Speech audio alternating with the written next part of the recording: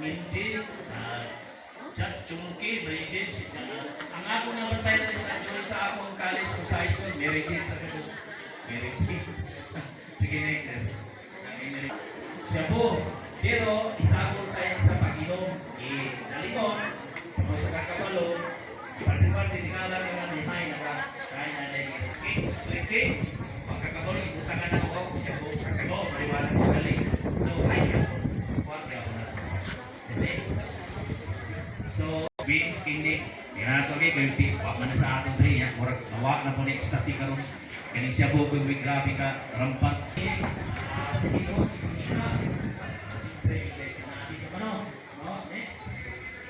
So, buka sa tao daw na nalulong sa illegal na droga. Sanawa, makita na ito, grabe ka, dapat na pinulong, no?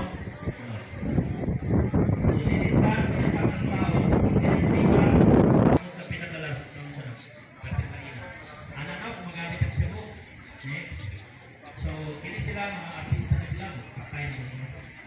Muli nawala sila sa TV sa kanil, sige mo dito ni TV, kaya na ating-ating na rin sila. Pinipot, ika sa 45, 53 to 54, pagkamutok sila ipat, huwag na rin. Sumpi na, no? Sunod, pinipot babae, no? Ika sa age 48.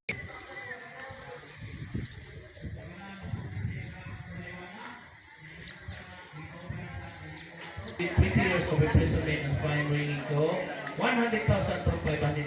So, kamay rin yan, no? Handler, or na-protect. Although, dili ikaw ang wala ka din, pero kanang protector man ka, so makuhan ka na naiwas ka sa section 5. RA 1965, section 5. So, sale, section 5 yan eh. Okay.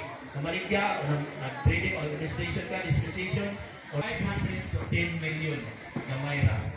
Pero, o pamagitay na kung kita nyo. Usaray na ko na natin sa mainit. Natukbog ba na sisigyahan ng life.